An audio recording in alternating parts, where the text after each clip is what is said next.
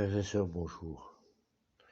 Aujourd'hui, lecture. N'oublie pas votre prière matinale, l'appel du Saint-Esprit de Dieu. Nous allons lire le chapitre 14 de Marc, Genèse 12 et Psaume 42. Je lis la parole du Seigneur, le chapitre 14, qui est assez volumineux. Amen. Les chefs complotent contre Jésus. On était à 2 jours de la fête de la Pâque et des pains sans levain. Les chefs des prêtres et les maîtres de la loi cherchaient un moyen d'arrêter Jésus en cachette et de le mettre à mort. Ils se disaient en effet, nous ne pouvons pas l'arrêter pendant la fête, sinon le peuple pourrait se soulever.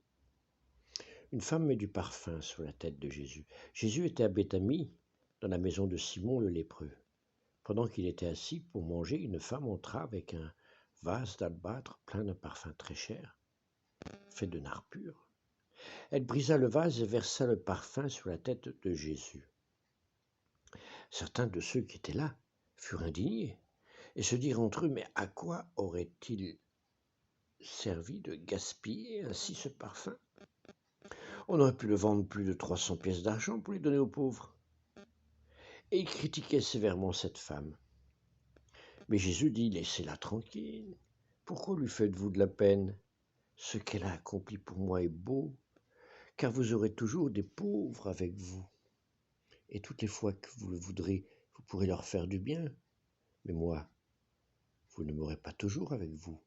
Elle a fait ce qu'elle a pu, elle a déjà mis du parfum sur mon corps afin de le préparer pour le tombeau. Je vous le déclare, c'est la vérité. Partout où l'on annoncera la bonne nouvelle dans le monde entier, on racontera ce que cette femme a fait, et l'on se souviendra d'elle. Judas veut livrer Jésus au chef des prêtres. Alors Judas Iscariote, un des 12 disciples, alla dire au chef des prêtres qu'il voulait leur livrer Jésus. Ils furent très contents de l'entendre et promirent de lui donner de l'argent. Et Judas se mit à chercher une occasion favorable pour leur livrer Jésus. Jésus mange le repas de la Pâque avec ses disciples. Le premier jour de la fête des pains sans levain, le jour où l'on sacrifiait des agneaux pour le repas de la Pâque, les disciples de Jésus lui demandèrent « Où veux-tu que nous allions te préparer le repas de la Pâque ?» Alors Jésus envoya 2 de ses disciples en leur disant « Allez à la ville et vous rencontrerez un homme qui porte une cruche d'eau, suivez-le. Et là où il entrera, dites au propriétaire de la maison, le maître demande où est ma chambre, celle où je mangerai avec mes disciples le repas de la Pâque. Et il vous montrera en haut de la maison une grande chambre toute prête avec des meubles, les meubles nécessaires. C'est là que vous nous préparerez le repas. Les disciples partirent et allèrent à la ville. Ils trouvèrent tout comme Jésus leur avait dit, et ils préparèrent le repas de la Pâque. Quand le soir fut venu, Jésus arriva avec les 12 disciples. Pendant qu'ils étaient à table et qu'ils mangeaient, Jésus dit, « Je vous le déclare, c'est la vérité, l'un de vous qui mange avec moi me trahira. » Les disciples devinrent tout tristes et ils se mirent à lui demander l'un après l'autre, « Ce n'est pas moi, n'est-ce pas ?» Jésus leur répondit, « C'est l'un d'entre vous, les 12, celui qui trempe avec moi son pain dans le plat. Certes, le Fils de l'homme va mourir comme les Écritures l'annoncent à son sujet, mais quel malheur pour l'homme qui trahira le Fils de l'homme. Il aurait mieux valu pour cet homme de ne pas naître. » La Sainte Seine. Pendant le repas, Jésus prit du pain, et après avoir remercié Dieu, il le rompit et le donna à ses disciples. Il leur dit, « Prenez ceci, c'est mon corps. » Il prit ensuite une coupe de vin, et après avoir remercié Dieu, il la leur donna, et ils burent tous. Jésus leur dit, « Ceci est mon sang, le sang qui confirme l'alliance de Dieu, et qui est versé pour beaucoup. Je vous le déclare, c'est la vérité.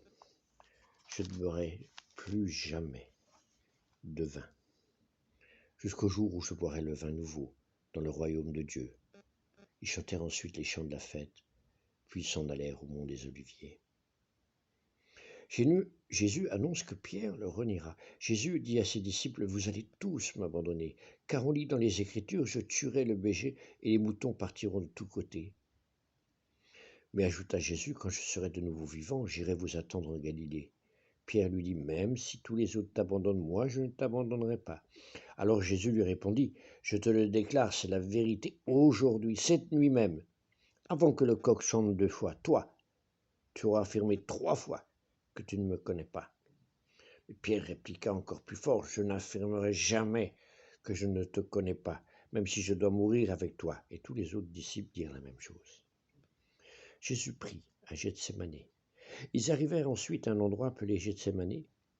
Et Jésus dit à ses disciples, « Asseyez-vous ici pendant que je vais prier. » Puis il emmena avec lui Pierre, Jacques et Jean. Il commença à ressentir de la frayeur et de l'angoisse, et il leur dit, « Mon cœur est plein d'une tristesse de mort. Restez ici et demeurez éveillés. » Il alla un peu plus loin, se jeta à terre et pria pour que, si c'était possible, il n'ait pas à passer par cette heure de souffrance. Il disait, « Ô mon Père, tout est possible à toi. Éloigne-moi de cette coupe de douleur, toutefois non pas ce que je veux, mais ce que tu veux. » Il revint ensuite vers les 3 disciples et les trouvant dormis. Il dit à Pierre, « Simon, tu dors? Tu n'as pas pu rester éveillé même 1 heure? Restez éveillé et priez pour ne pas tomber dans la tentation. L'esprit de l'homme est plein de bonne volonté, mais son corps est faible. » Il s'éloigna de nouveau et pria en disant les mêmes paroles. Puis il revint vers ses disciples et les trouvant dormis, ils ne pouvaient pas garder leurs yeux ouverts, et ils ne savaient pas que lui dire. Quand il revint la 3e fois, il leur dit, « Vous dormez encore, vous vous reposez, c'est assez, l'heure est arrivée. Voyez, le Fils de l'homme va être livré entre les mains des hommes pécheurs. Levez-vous, allons-nous-en, voyez l'homme qui me trahit est ici. » L'arrestation de Jésus. Jésus parlait encore quand arriva Judas, l'un des 12 disciples. Il y avait avec lui une foule de gens qui portaient des épées, des bâtons. Ils étaient envoyés par les chefs des prêtres, les maîtres de la loi et les anciens. Judas, celui qui trahissait Jésus, avait indiqué à cette foule le signe qu'il utiliserait. « L'homme que j'embrasserai est celui que vous cherchez, celui que vous voulez. Saisissez-le et emmenez-le sous bonne garde. » Dès que Judas arriva, il s'approcha de Jésus et lui dit, « Maître !» Puis il l'embrassa. Les autres mirent alors la main sur Jésus et l'arrêtèrent. Mais un de ceux qui étaient là tira son épée, frappa le serviteur du grand prêtre et lui coupa l'oreille. Jésus leur dit, « Deviez-vous venir avec des épées et des bâtons pour me prendre, comme si j'étais un brigand? Tous les jours j'étais avec vous et j'enseignais dans le temple, et vous ne m'avez pas arrêté, mais cela arrive pour que les Écritures s'accomplissent. » Alors tous les disciples l'abandonnèrent et s'enfuirent. Un jeune homme suivait Jésus, vêtu seulement d'un drap. On essaya de le séduire, mais il abandonna le drap et s'enfuit tout nu. Jésus devant le conseil supérieur. Ils emmenèrent Jésus chez le grand prêtre, où s'assemblèrent tous les chefs des prêtres, les anciens et les maîtres de la loi. Pierre suivit Jésus de loin, et il entra dans la cour de la maison du grand prêtre. Là, il s'assit avec les gardes, et il se chauffait près du feu. Les chefs des prêtres et tout le conseil supérieur cherchaient une accusation contre Jésus pour le condamner à mort, mais ils n'en trouvaient pas. Beaucoup de gens, en effet, portaient de fausses accusations contre Jésus, mais ils se contredisaient entre eux. Quelques-uns se levèrent alors et portèrent cette fausse accusation contre lui. « Nous l'avons entendu dire, je détruirai ce temple que les hommes ont construit, et en 3 jours j'en bâtirai un autre qui ne sera pas fait par les hommes. » Mais même sur ce point-là, ils se contredisaient. Le grand prêtre se leva alors devant tous les interrogea Jésus. « Ne réponds-tu rien? Que disent ces gens contre toi ?» Mais Jésus se taisait et ne répondait rien. Le grand prêtre l'interrogea de nouveau. « Es-tu le Messie, le Fils de Dieu, auquel vont nos louanges ?» Jésus répondit, « Oui, je le suis, et vous verrez tous le Fils de l'homme assis à la droite du Dieu puissant. Vous le verrez aussi venir parmi les nuages du ciel. » Alors le grand prêtre déchira ses vêtements et dit, « Nous n'avons plus besoin de témoins. Vous l'avez entendu parler contre Dieu. Qu'en pensez-vous ?» Tous le déclarèrent coupable et dirent qu'il devait être mis à mort. Quelques-uns d'entre eux commencèrent à cracher sur Jésus. Ils couvrirent son visage, le frappèrent à coups de poing et lui dirent, « Devine qui t'a fait cela. » Et les gardes prirent Jésus et lui donnèrent des gifles. Pierre renie Jésus. Pierre était encore en bas dans la cour quand arriva une des servantes du grand prêtre. Elle vit Pierre, qui se chauffait, le regarda bien et lui dit, « Toi aussi tu étais avec Jésus, cet homme de Nazareth. » Mais il le nia en déclarant, « Je ne sais pas, je ne comprends pas ce que tu veux dire. » Puis il s'en alla hors de la cour dans l'entrée, et un coq chanta. Mais la servante le vit et recommença à dire à ceux qui étaient là, Cet homme est l'un d'eux. Et Pierre le nia de nouveau. Plus de temps après, ceux qui étaient là dirent encore à Pierre, certainement tu es l'un d'eux, parce que toi aussi tu es de Galilée. Alors Pierre se mit à dire, que Dieu me punisse si je mens. Je jure que je ne connais pas l'homme dont vous parlez. À ce moment même, un coq chanta pour la seconde fois, et Pierre se rappela ce que Jésus lui avait dit. Avant que le coq chante 2 fois, tu auras affirmé 3 fois que tu ne me connais pas. Alors il se mit à pleurer. C'était la parole du Seigneur, chapitre 14 de Marc. Nous allons maintenant lire le psaume 42.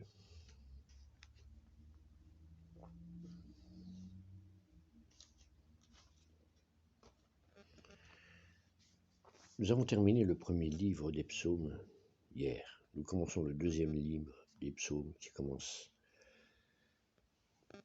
par le psaume 42. Je lis la parole du Seigneur comme une biche soupire. C'est du répertoire du chef de chorale, poème chanté appartenant au recueil de la confrérie de Carré. Quant à moi, je m'adresse au Seigneur. Fais-moi la grâce de me guérir. C'est vrai, je suis coupable devant toi. Mes ennemis disent méchamment de moi, quand crèvera-t-il qu'on n'entende plus parler de lui? Si l'un d'eux vient me voir, c'est pour me calomnier. Il fait provision de mensonges et sitôt il va les colporter. Ceux qui ne m'aiment pas se rassemblent pour chuchoter à mon sujet et méditer mon malheur. C'est une vilaine affaire qui est là, disent-ils. Après s'être mis au lit, il ne s'en relèvera pas. Mon meilleur ami, lui-même, celui en qui j'avais confiance, celui avec qui je partageais mon pain, s'est tourné contre moi. Mais toi, Seigneur, fais-moi la grâce de me relever, et je prendrai ma revanche sur eux.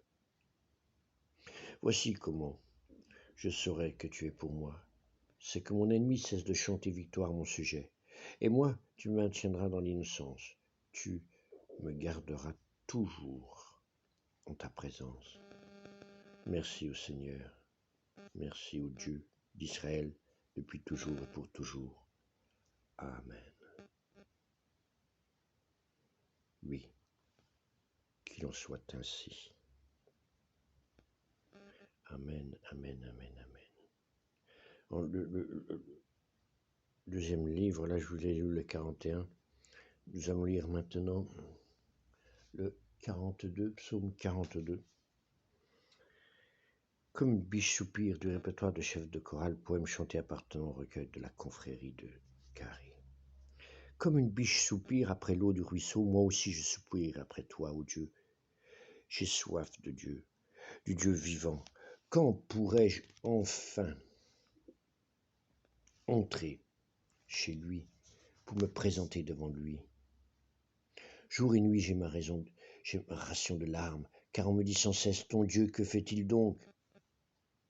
Je veux laisser revenir les souvenirs émouvants du temps où je marchais parmi les premiers du cortège vers la maison de Dieu, avec la foule en fête, criant à Dieu sa reconnaissance et sa joie. À quoi bon me désoler, à quoi bon me plaindre de mon sort? Mieux vaut espérer en Dieu et le louer à nouveau, lui, mon Sauveur et mon Dieu. Au lieu de me désoler, je veux m'adresser à toi, Dieu, de ce lieu où je suis, des sources du Jourdain, près du mont Petit, dans les montagnes de l'Hermont. Tu fais gronder les torrents, un flot en appelle un autre, tu les fais tous déferler sur moi, je suis complètement submergé. Que le Seigneur me montre sa bonté le jour, et je passerai la nuit à chanter pour lui, à prier le Dieu qui me fait vivre. Je veux dire adieu à mon rocher, pourquoi m'as-tu oublié? Pourquoi dois-je vivre accablé? Pourquoi laisses-tu mes ennemis m'écraser? Me voilà complètement brisé par leurs insultes, par leurs refrains quotidiens. Ton Dieu, que fait-il donc? À quoi bon me désoler? À quoi bon me plaindre de mon sort? Mieux vaut espérer en Dieu et le louer à nouveau, lui, mon Sauveur et mon Dieu. Amen. C'était la lecture du psaume 42. Nous allons voir maintenant Genèse. Genèse 12. Je lis la parole du Seigneur. Nous avons vu dernièrement la tour de Babel. Là, nous allons voir l'appel d'Abraham. Je lis la parole du Seigneur. Chapitre 12 de Genèse. L'Éternel dit à Abraham, quitte ton pays, ta patrie et ta famille, et va dans le pays que je te montrerai. Je ferai de toi une grande nation, je te bénirai, je rendrai ton nom grand, et tu seras une source de bénédiction. Je bénirai ceux qui te béniront, et je maudirai ceux qui te maudiront. Et toutes les familles de la terre seront bénies en toi. Abraham partit conformément à la parole de l'Éternel, et Lot partit avec lui. Abraham était âgé de 75 ans lorsqu'il quitta Charan. Il prit sa femme Sarai et Lot, le fils de son frère. Il prit aussi tous les biens et les serviteurs dont il était devenu propriétaire à Charan, et ils partirent pour se rendre dans le pays de Canaan, où ils arrivèrent. Abraham traversa le pays jusqu'à l'endroit appelé Sichem, jusqu'aux chênes de Maoré. Les Cananéens occupaient alors le pays. L'Éternel apparut à Abraham et dit Abraham construisit là un autel en l'honneur de l'Éternel qui lui était apparu. Il parta de là vers la région montagneuse qui se trouvait à l'est de Béthel et dressa ses tentes. Béthel était à l'ouest, Aï à l'est, et Aï à l'est. Là, il construisit aussi un autel en l'honneur de l'Éternel et fit appel au nom de l'Éternel. Puis Abraham continua par étapes en direction de Néguev. Abraham en Égypte. Il y eut une famine dans le pays et Abraham descendit en Égypte pour y séjourner. Quand la famine pesait lourdement sur le pays. Comme il était sur le point d'entrer en Égypte, il dit à sa femme Sarai, « Écoute-moi, je sais que tu es une belle femme, Quand les Égyptiens te verront, ils diront, c'est sa femme, et ils me tueront, tandis que toi, ils te laisseront en vie. Présente-toi donc comme ma sœur, afin que je sois bien traité à cause de toi, et que je reste en vie grâce à toi. » Lorsqu'Abraham fut arrivé en Égypte, les Égyptiens virent que la femme était très belle. Les intendants du Pharaon la virent, et la vantèrent au Pharaon, si bien que la femme fut emmenée chez le Pharaon. Il traita bien Abraham à cause d'elle, et Abraham reçut des brebis, des bœufs, des ânes, des serviteurs et des servantes, des ânesses et des chameaux. Cependant l'Éternel frappa le Pharaon et sa famille de grands fléaux à cause de Sarai, la femme d'Abraham. Alors le Pharaon appelait Abraham et dit, « Qu'est-ce que tu me fais? Pourquoi ne m'as-tu pas informé que c'est ta femme? Pourquoi as-tu prétendu que c'était ta sœur? De ce fait je l'ai prise pour femme, voici maintenant ta femme, prends-la. »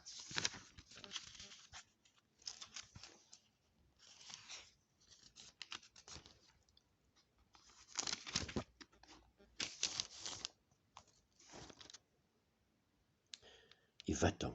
Et le Pharaon donna l'ordre à ses gens de le renvoyer, lui et sa femme, avec tout ce qui lui appartenait. C'était la parole du Seigneur, chapitre 12 de Genèse. Amen. Amen. Que Dieu vous bénisse, mes frères et sœurs. Que Dieu vous bénisse. Amen.